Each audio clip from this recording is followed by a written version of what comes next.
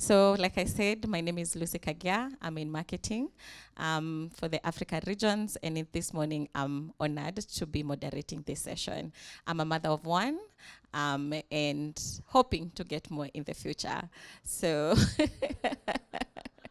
At the moment one, but hoping for more. So in the same spirit of many roles in one heart, I would like my panelists to introduce themselves. Just tell us what's in their heart, how is their heart doing, and also their many roles at work and also at home. We'll start with you, Leah. Happy Mother's Day to everyone. My name is Leah Kithara. I'm a deliberate, intentional mother of 2 adults, aged 26 and 28. I say I'm deliberate and intentional because my mom was deliberate and intentional for us. My mom died when I was 16. Last year, I celebrated 40 years since she left. And just those 16 years, the things she taught us, the things she taught me, were enough to carry me through what I've been able to do for my 2 adult daughters. And I'm really privileged that God has given me this opportunity just to be a mother to them for this long as compared to myself. Thank you. Thank you. Good morning, everyone. Name is Catherine Derito. I sit in payments and transactional banking, looking after transactional banking and CVM. I am a mom of 2 teenage boys. My eldest is 15, my youngest is 13. And like Lucy here, I am without a doubt not looking to have any more. I think that's it for me. I think you can say I'm in the thick of teenage, having 2 teenage boys in the house. But it's a wonderful feeling to be able to see them grow from little kids to people with their own personalities, their own little paths that they're creating. So that's really, really fulfilling. In my many roles, at home, I'm a drill sergeant. I think I am a worse disciplinarian than my mother was. All of the things I hated about my mother, I became. The irony. Yeah. So I think they see me as that. I'm very firm in the way that I raise them, but I'm also their mom, so they know that no matter what, I love them. So I love juggling the 2. Yeah. Thank you. Good morning, colleagues. Happy Mother's Day. My name is Esther Wamoe. I look after agency banking. Beyond that, I'm a mother of 3 young children. My first one is 8 years. Then I have a boy who is 6 years and a little boy who is 3 years. So I think for me, I'm a dentist, I'm a doctor, I'm a mother, I'm a teacher. I mean, I'm everything. Because with those 3, with CBC education, I've become a jack of all trades, and above that, I'm still a sister, a wife, a mother, a friend. So I have very many hats. I just decide to choose which one to wear, depending on the situation. Thank you. Thank you. I have so many questions just from the introduction. I want to ask about how that was like growing up without your mom and bringing up the girls. I want to ask about what it looks like to raise teenage boys. Wow.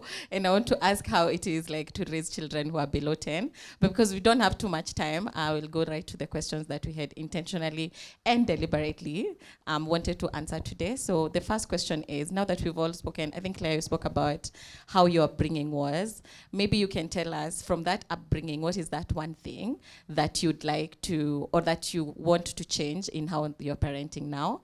And then Catherine, you'll tell us what you'd like to introduce or keep. And then Esther, you'll tell us what you'd like to introduce as well from what you learned from your childhood. And tell us a little about how your childhood was and your upbringing. All right. I think I had a very interesting childhood because we were 5 of us. I'm a second born.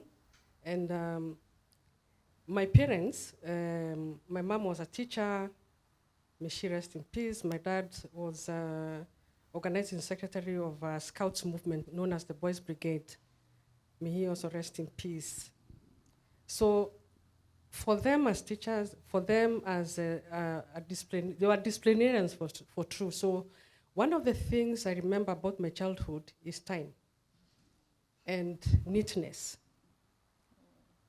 We had to wake up in the morning and have family breakfast together, and all of us had chores to do.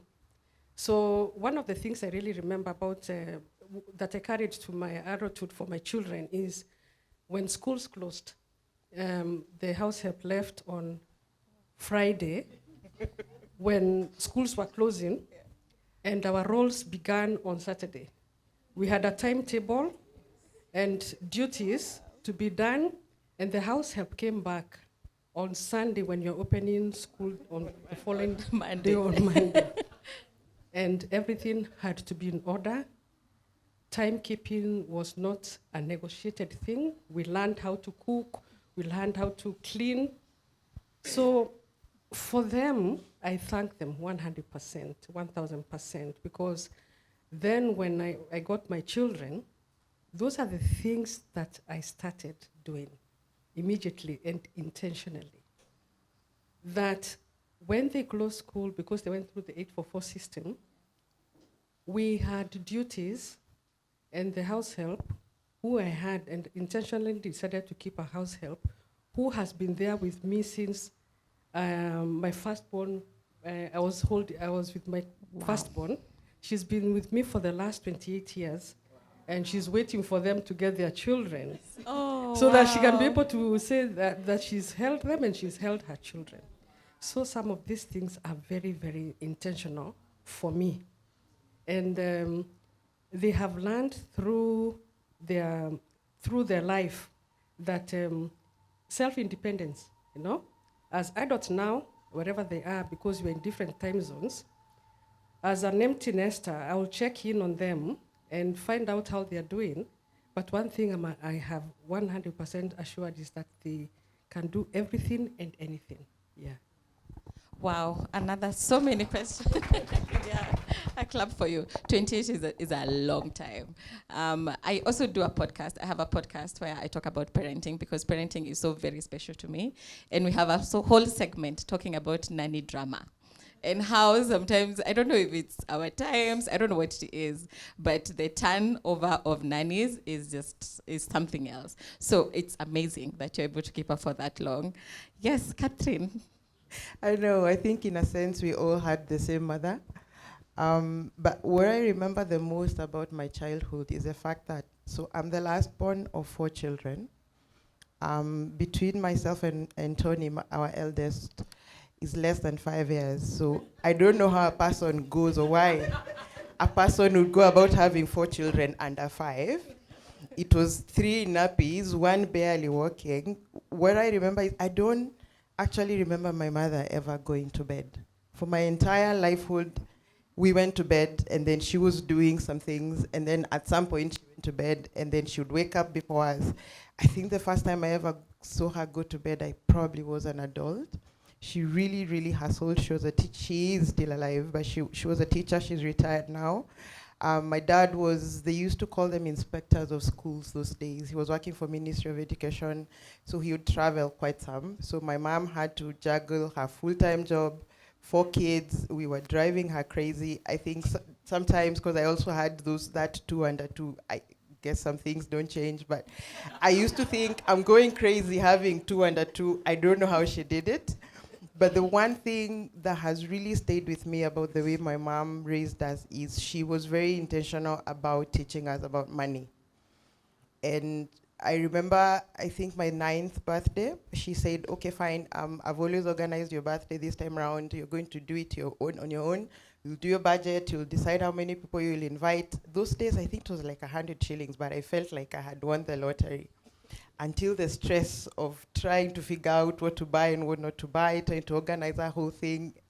From that day, she was very intentional. If you're going to school, you have to organize your shopping, you have to organize your fare, you have to handle your money for yourself. So it's the one thing that I really kept when I started raising my kids. So on my son's 13th birthday, I told him, okay, it's time. No, you're going to organize your own birthday. And he said, how much do I get? I told him, you have 20,000. He thought he was rich. He thought he had made it. So the day I think before he'd run out of money, he had a balance to pay for the cake, he had a balance to pay for the food. He would say, please, mommy, please lend me some money. I'll owe you, I'll pay you back. But in those 3 years between 13 and 15, he has savings of over 100,000. I think he's richer than I am. He's really become good with money, and my youngest as well. So I think that's the one thing my mom taught me that I'm very intentional about teaching my kids. Passing on. Well done. So if you lived in my times and you knew Inspector Derrick, that's my mother. She is a lecturer, she's a teacher, she's a disciplinarian. But there's one thing, above all that, she was very strict. And when you'd go and do something wrong, just one look. You know that look? Yes. Which speaks 1,000 words. Yeah. When they're visitors and you've done something wrong and she just gives you that look, you know that immediately they are gone. Ulale chini, because you know the next thing you'll get are enough strokes. But there was so much discipline and at the same time a lot of love. So if there's one thing I would really want to keep, and there was also one thing of, she does not know gender. You are a boy, you're in our home, she doesn't care. You will wash the dishes, you will mop the floor, and because God has blessed us with 2 genders, I have 1 girl and 2 boys, we also don't discriminate in terms of gender. So when you come to the house, everyone knows when you finish eating, you will wipe the table. We don't have gender roles of these ones are for boys and these ones are for girls. So that is something I would really want to keep. Yeah. Thank you so much for all sharing. We have 820 colleagues joining us live. So thank you for joining us. Keep asking questions. Let us know what is the one thing you'd like the mothers on the panel to answer for you. And just a call out that I forgot to make at the beginning when you're doing our introductions. We were to have Sheila, but she was not feeling well, and we hope she gets better. She's a mom-to-be because we wanted the panel to comprise of all dimensions of motherhood. So as much as she's not here, if you have any question as an upcoming mom or a mom-to-be, we'll be here and we will answer because I think we've all walked that journey of anticipation. All right, thank you. From that question then, I think I have a question for Leah, and it's around, when I was coming up with this question, this one gave me a bit of goosebumps because, and personally I'm asking this for myself, even as for the colleagues as well. They talk about, the question is, people talk a lot about raising children, and I think that's also why we are here, but we don't talk enough about letting them go. And what has that transition looked like for you? Yeah. You know, if you have the children at home, please embrace them 100%. Be there for them. Because the minute you become an empty nester, first of all, the house becomes very big. You hear small sounds that you, have they called me? You know? Yeah. And I remember the first time I became an empty nester, I went home and I realized, oh, so the windows are still opened, it has rained. I have to go around and close the windows.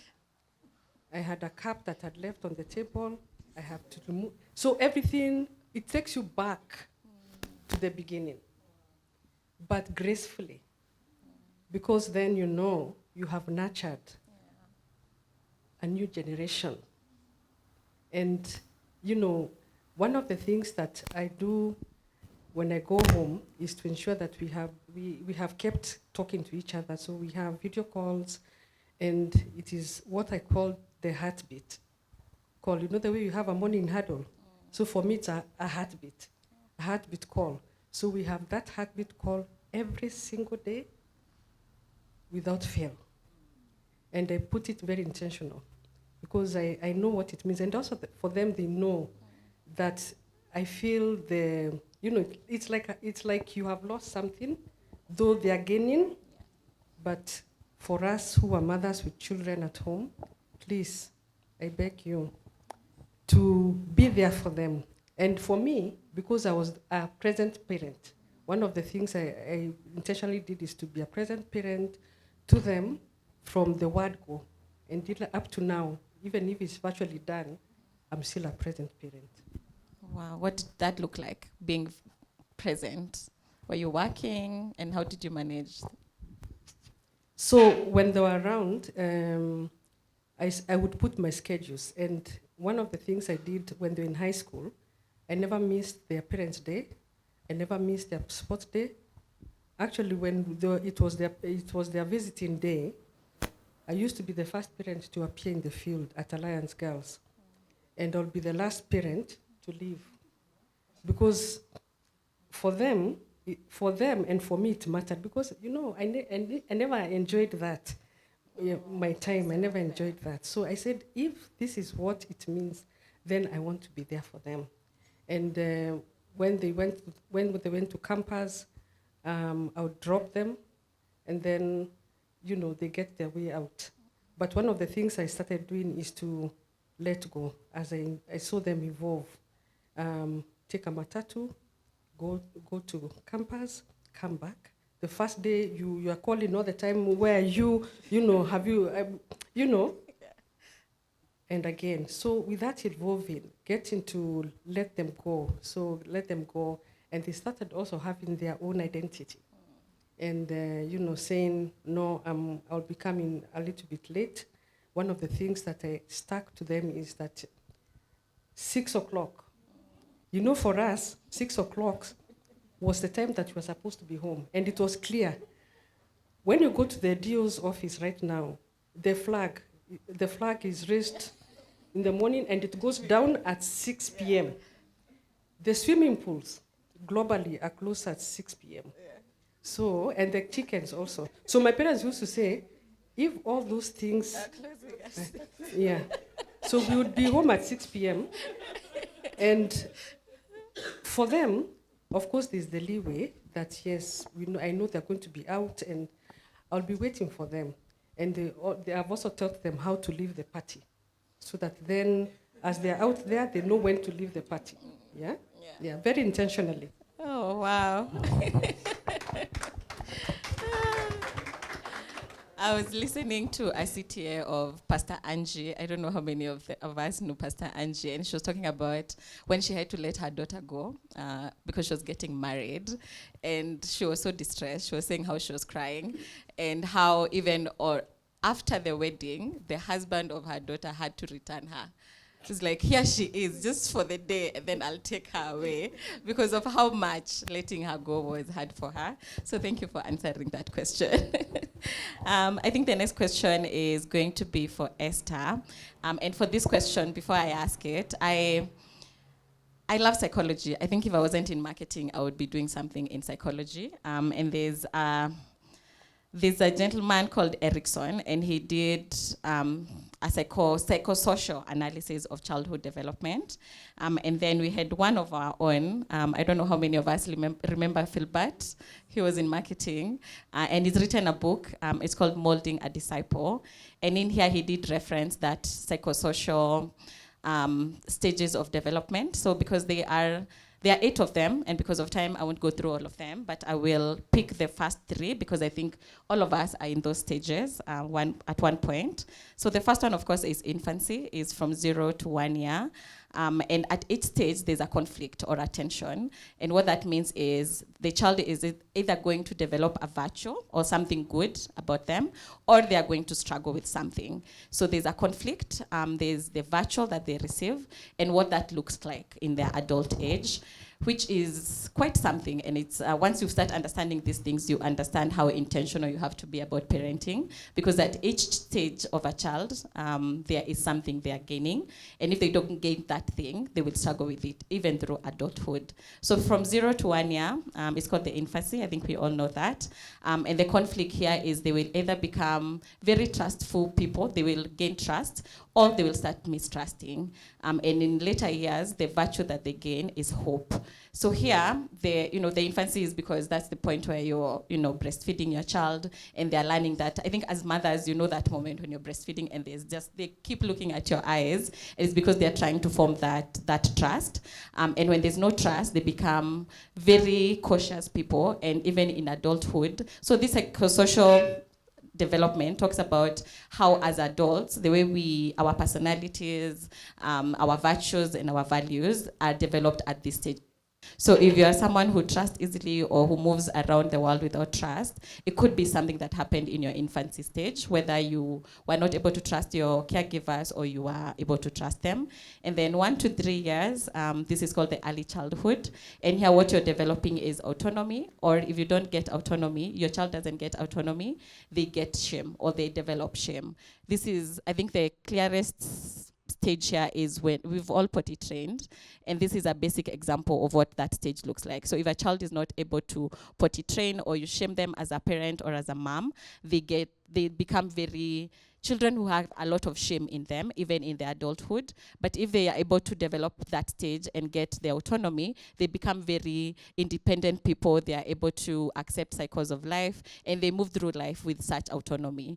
And then there's the play stage, 3 to 6 years. And the thing here they are learning is initiative versus guilt. So here, I think we all know, if you have a child who is 3 to 6, they want to pick their outfits, they want to tie their shoelaces, they want to do things that they want to be the ones initiating.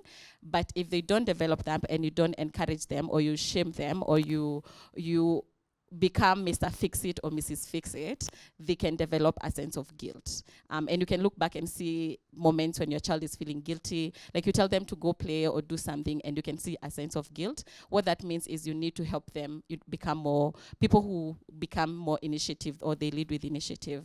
And in future years or in adulthood, you see these people being very empathetic, resilient, and they do a lot. They have also a lot of creativity. And then the last stage that I'll go through is called industrias or inferiority. And this is where the person can either they have a sense of who they are, or they become very inferior. And you start seeing a child who is shy, who's pulling away, who doesn't want to be with his peers, and it's because there's something in there that is developing in them that you need to catch and help them become competent in who they are. I know I said the last one, but we have teenagers here. The last one, of course, is adolescents from 12 years to 19 years. And this is the biggest one, because at this point, they are either forming their identity or they are getting confused. So this stage, I think, that you said you're a teen mom, you can talk to us about identity and how you have been able to navigate that whole identity versus confusion. And the reason why I was reading this is because my next question was to Esther, and she said her children are below 10, all of them. And I think from these stages, how have you been able to almost carry their identity at such delicate ages? Because at this point, from 0 all the way to teenage years is where they're forming who they are. They are like a blank canvas, and it's up to you as the parent to help them write on that canvas. So how are you raising them, or have you noticed differences in how you raise them to form that identity? So the first thing that has taught me in this period is patience. I was a very impatient person. But when you start potty training and you think it will take 2 days and they forget, and then just as you think we are getting it there, you get one who is 6 years and now has a personality, and he thinks he's Ronaldo because he loves football. And everything in the house is being broken because patience, it tests your patience. And then I have a daughter who is literally a mini-me. She's very outgoing. And Lucy has mentioned about choosing outfits. I don't understand why she's wearing green and pink and yellow, but that's what is in fashion. So again, patience. So I think I have learned to let go, in the sense that you don't give them all the freedom, but you let them decide. And also being very intentional that you have 3 different personalities. One is extremely outgoing. I have an introvert, I have an extrovert, and you have to get the balance in between, so that you're not really shouting because one is slow and another one is very fast. You really have to get that balance. So for me, is treating each child as an individual. And maybe one thing that happened in the childhood was special children. I don't believe in that. Everyone is special in their own way, depending on the situation that is there. So if with the current curriculum, if you're good in football, let's celebrate that. You don't have to be very good in maths. If you're good in maths, you don't have to be perfect in, washing dishes. So we learn together and we celebrate every single milestone, no matter how small, including a good poop, if you know what I mean. Thank you for that. I had another question for now. I am losing my questions. I was engraved in in what you were saying. But the next conversation or question rather is for Catherine. And I'll go. Let me see which one to pick. I'm really trying to keep time, but ask the most important questions. So I think the first question I'll ask is, what's the biggest myth about single motherhood that you like to unbank? Okay. Um, so I think first of all, to Erickson's theory, because I think you really hit something there. So I think a couple of months ago, I was driving home with my kids, and my youngest, the 13-year-old, asked me to take him somewhere. I don't even remember where, but it's something that I had already done with my 15-year-old. And then I think I was just cranky, or I don't know what was happening, but I was like, no, I can't do that. So the next day I'm leaving, and they didn't have school, so I'm literally holding my bag, I'm leaving, and he's sobbing. He was crying and crying and crying, and I'm asking, did something happen? Did something happen to you? He couldn't even speak, so of course I'm like, God, not today. It's the day that I really have to run, but then I have to stop what I'm doing and speak to him. And he said, you know, when I asked you to take me to this place and you said no, you were so quick to say no, but you did it for Ari, you didn't want to do it for me, so you love him more than you love me, and I don't feel like you, and he went on a tirade. I'm like, dear God, teenage is something else, and it's really hard to teach me, you know, that formative age where you're building your esteem, you're building your self-worth, you're building who you are as a person. It really catches you by the surprise, because one day they're in that stage where they just want support, and then one day they're just like, I'm really finding my space in the world. And that was a really scary thing, but it's really on point what you were saying. And it actually then drives my next point around the myths that will come around if you're especially raising boys as a mom and you're doing it alone. And there's always this myth that they're going to be very spoiled, they're going to be very like undisciplined, you know, there's no like maybe a man day to day in the house to sort of like drill in on the discipline, and I see that a lot. So when my eldest was, he was going through his rites of passage in November, and we took him to this camp in Karen. So there was, I think it was maybe 30 of us as parents of the 14-year-olds who were going through this rite of passage. And as we were introducing ourselves, so the parents who had said, oh, you know, I'm here with my brother, or I'm here with my husband, or I'm here with whoever that person is to the child. In a room of 30 people, there were 11 women who were raising their children as single mom, 9 of whom were widows. They had lost their husbands younger, and it sort of almost, there was this feeling in the room that the first thing that people start to think about is, how did you then become to do this? Did your husband die? Did you get divorced? Were you never married? People really do get stuck up on how you came to be a single parent, as opposed to what are the intentional things that you're doing? Who are these people that you're surrounding your children with? In my case, I was very fortunate. I'm very close with my siblings, so my brothers really did take that mantle. But I have seen that a lot around people thinking that the kid is going to go through life sort of like missing out on discipline or missing out on certain effects. And that's true about some children, but then that's also true about children in both parents' homes. I think it's how intentional you're being about the inputs that go into your children. So that would be nice for us to go through life just debunking how to be intentional about your child, regardless of whether there is going to be 2 parents living in that household or 1. Thank you for sharing. I think that's something that a lot of women carry, especially those doing it alone. So thank you for being the voice to that and for being brave enough to come and share. So now that you said that it's not true for these things to happen because a child is being raised by a single parent, and you mentioned that surrounding, them with the right people, your brother, for example, what are other things, or what advice would you give someone who is just starting that journey, how to do it? Because I think, I don't know how many of us believe in God-ordained roles of a mother versus a father. How do you make sure, I know you've touched on it, but maybe you can elaborate more on how you make sure that they're still getting the best of both worlds? I'm almost scared because I don't want to say that I have it all figured out. Yeah. The one thing that I have figured out is that if you try and do that alone, you will fail. You will fail on your face every single time. So what I have seen working is children need three things. One, they need a closeness with their maker that you can never be able to deliver. The one thing that you can do is deliver them to the house of that maker. They don't belong to us, they belong to God.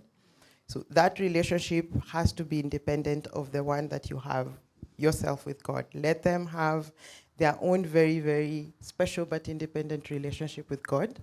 I think it really helps. The second thing is that it is okay for them not to need everything from you. The things that they need from a mother, but the things that they need from an uncle, the things that they need from their dad as well. They do get to spend time with him from time to time. Things that they need from my dad. I remember this image of my dad teaching my son how to tie a tie the day he got his confirmation in church. And he didn't want me to do it because like, what do you know about tying a tie? I went to high school and I wore a tie, but so you're gonna have to nitpick people in your life who pour into your children, and especially in ways where you're not going to be able to do it yourself. Yeah. But then the flip side of that is that you have to have boundaries now, because once you bring on, there are all these people and they have their own ways of doing things and they have their own opinions about what to do and not do. So it almost becomes a double-edged sword. I want you in my child's life and I want you because you're very good with them with this and that. But then my boundaries are here. Their bedtimes are here. They're not allowed to be on their phones still here. My weekends are like this. So boundaries have become my best friend. I think that word, to be able to say that doesn't work for me or no, it's really important. And I think if the people in your life who are helping you raise those children really do love you and your kids, then boundaries are not offensive to them. Yeah. It just means that you're being intentional about what you want for your kids. Thank you. Some really good tips there. We almost want to dwell there, but Leah, I think the next question for you is, now that your children are adults, what do you think mattered the most when you were raising them? And what have you now come to realize didn't matter that much? Thank you for that question. So for me, what really mattered most is the time that we spent together. There's a Fox Drive-In. For those who Thika Road, there was a Fox Drive-In and there was a Bellevue. And our parents would take us to watch movies, and we have you put the microphone inside there was a speaker that they used to put in the car. So the story of Moses, the story of the Ten Commandments, the story of Jesus, I watched them in those. So one of the things that I intentionally do is to watch movies with my children that I really miss now. One on summer break, we went to watch the latest Michael. If you have not watched Michael, you should go and watch it. So it has kept me young and just being deliberate to be in their spaces. So one of the things that I'll continue doing is having the calls, as I had said earlier, to make sure that talking to them, I talk to them on a daily basis, and so that we keep that connection, and so that they can hear what they're saying, they can hear what I'm saying. And as a parent, I choose that they can always count on me. Even at 3 a.m., they're able to call me because I've become their friend. Yeah. I'm their friend. They're confident. They can tell me anything, and even if the father is there, they can count on us at any time. Yeah. And what do you think now that you're where you are didn't matter that much? Matching their outfits, birthdays? Actually, very many things, because having, telling them, oh, go and do this, go, matching their outfits, yes, for sure. Because it reached a point they said, no, but I don't like that color. I want shoes from backyard. I don't like what you're getting. So, they started getting their identity. So as we evolve as a parent, they're also evolving. So you kind of want to embrace what they have and what they like, because what I see and what they see is different. Yeah. So one of them, the eldest, being a data scientist, she's got her ways of doing it. I thought she'd be a doctor, and that was what I was praying for. But at one point, she changed that to be a data scientist. And then the one who has kept her career being an architect. So you'll find in their own fields of careers, they have their own way of doing things that I've embraced. and liked, yeah? So that for them, this is what you want. I embrace them with them. Thank you so much for that. There's a question here from someone on Teams. And I think I'll ask Esther, because you spoke about being the dentist and the doctor and all that. So she says, it's a bit lengthy, so bear with me. I struggle a lot with my young children when my young children are unwell. They are 5 years and 1 year old. As soon as my baby is sick, I realize I always panic first. I first panic. Now what will I even tell my boss this time? I think is what she started thinking, because maybe she's done it way too many times. And she says it's so hard. And as a mom, you are in most cases the primary parent, so sick babies are your responsibility. How can she manage this feeling of always fearing that she's going to lose her job because she has to raise her kids? First of all, I'm very sorry for that. I think we have a very good employer, and it's good to communicate. It's also good to have a very good support system, because I don't know how many times, as late as this Sunday, I had a function in Olkalau. I got to Nairobi at 7, and at 7:30 I was in Gertrude's, and only left at 10 p.m. You're so tired. And you want to almost call in sick in the morning, because that baby had fevers the whole night, you have not slept. There are many times, I think Gertrude's, they even know me, because Monday you're there with baby A, Tuesday you're there with baby B. I don't even queue, because they know you. So I think the best thing is, first of all, as line managers, we need to be understanding, because it can happen to anyone. And also as young mothers, let's not take advantage. Yeah, I would say let's not take advantage, so that when it is a genuine case, your child is sick and that's the same day your nanny decides to leave. And honestly, you cannot go to work. And much as you're working from home, you're literally there 10% in the office, 90% taking care of the baby. So let's just take time out. And it's also okay not to be okay. Raise your hand and say, I need help. Yeah, that's what I would say. Okay, thank you for that. And sorry about, it's quite something when your kids are sick to the point where you don't queue anymore. But I think it's also a stage, there's a stage where they really get sick and really unwell. So sending you more grace. Catherine, you wanted to add? Yeah, so I think, and I'm sure, Mumbi, you get tired to hear this all the time, but we struck gold working for an organization such as this one. I know that feeling can be it can be top of mind for most people, because most employers are not that way, that accommodating. When I had my youngest, he was a preemie baby. He was in NICU for a while. And for a while there, he almost didn't make it. So even when we left, there was a lot of hospitalization. And remember, I had the one who's not 2 yet. So I was Esther.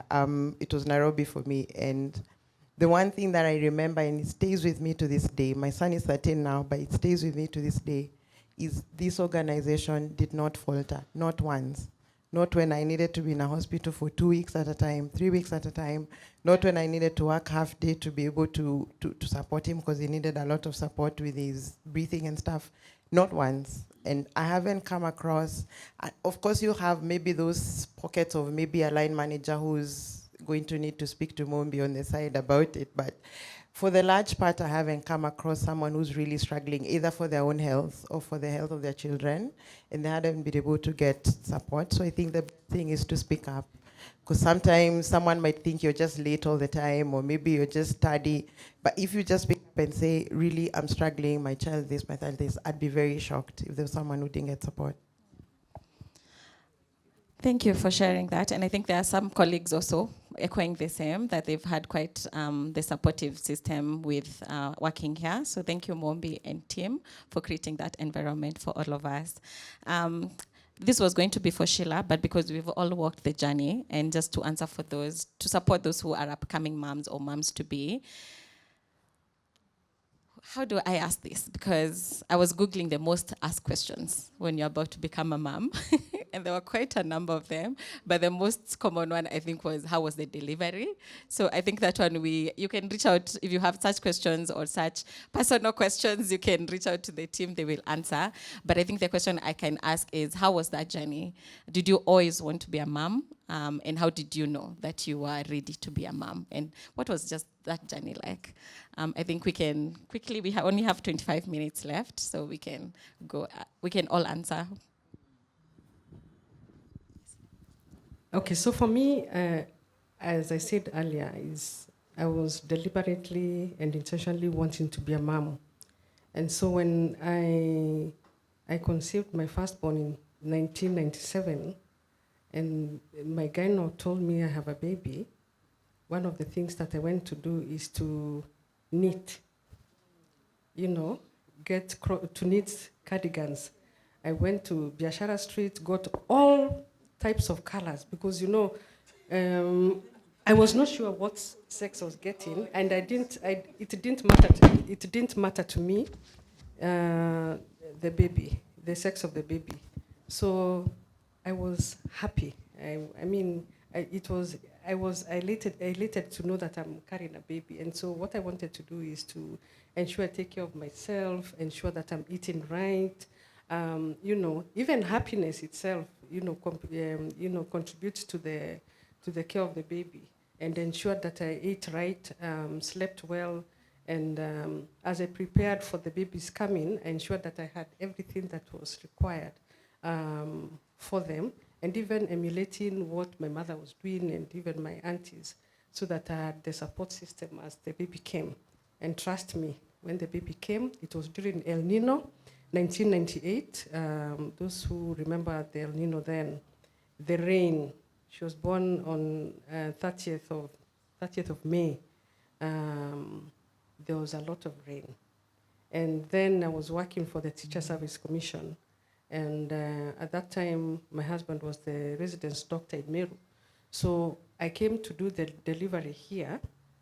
And I stayed in hospital because she was very small, and I had to go through the cesarean session for her. So by the time we were leaving the hospital, she was 2 kilos. And one of the things that I had said is, I will not stay in anybody's home. We drove all the way back from hospital to my home to start motherhood directly from home, and being, starting to learn everything for myself, crying and all that. It was very intentional. And for anybody who wants to be a mother, there's no other gift when you're having to nurture the baby in your womb. Please take care of yourself. If the baby, put on the free dresses, feel good about it, and nothing to be ashamed about. Yeah. And seek support, and people to mentor you around there. This time there's so much to learn, unlike before where we had, our mothers, our grandmothers to tell us. Now you have YouTube, you have all these, social medias to tell you what to do. But take it to strides, do it as you can. There's no perfect answer. Yeah. Thank you. I hear people having these beautiful stories, and I'm like, you should have skipped me on that one. I did want to be a mom, but I had all these things that I wanted to do first before being a mom. So finding out that I was going to have my son, I was a mess. In fact, I remember there's a friend of mine, she's late now, her name is Faith. She took me to, there's a Wimpy near where Queensway is, and she bought me a bowl of ice cream, and I was crying into my ice cream, and I was panicked. Because I was in my very early 20s, I was just starting my career. I had all these things that I wanted to do. So it wasn't that I didn't want to be a mom, it's that I came a bit earlier than I had planned. But I think being a planner, then I said, okay, fine, this is happening, so I'm going to do all of these things, and I have a book, and I have a list of things, and I have Lama's classes, and I have all of these things, and it's gonna happen my way, and then nothing ever happens your way. Baby comes when they want. You think it's going to be a normal delivery. I had a C-section. It was, but I think the moment you hold your child in your arms, it's like one of those, you ever see those paintings where you can't really figure out if it's a horse or a butterfly or a what, like you're really trying to figure out, but the moment you see it with clarity, that clarity never goes away. You see it completely. I think that's how I felt about being a mom, and that has been my journey even with my second. I can relate. Mine was the same. They talk about after you get a baby, it's postpartum depression. Not that I got to depression, but I had the because for the first months I was panicking. I was crying every day. It was a lot. So I relate, and I always aspire for the future children to be like Claire. Yes, Esther. Yeah, I think I really wanted to be a mom. For me, it was something I really prayed for. And I said, the day God gives me the chance, I'll just do back to back. It has its pros and cons and way. Yeah.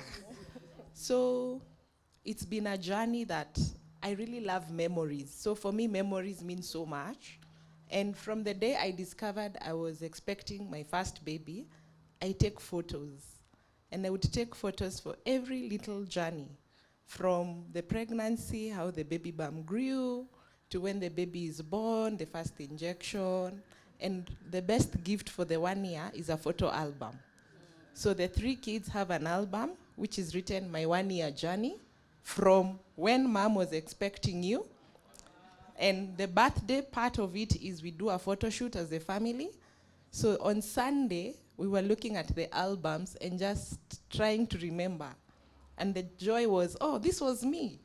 And that for me is so good. I wish someone would give me such a thing so that I can now show my children. So that was good. And to date, we love memories. We love photos. Those who know me, any small thing, as I said, we celebrate milestones.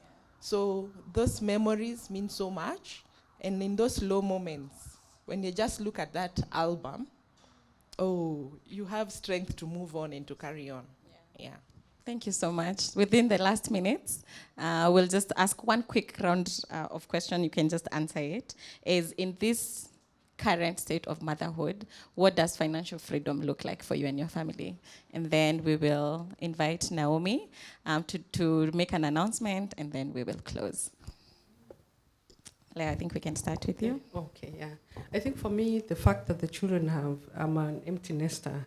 My kitchen stuff has gone down a bit.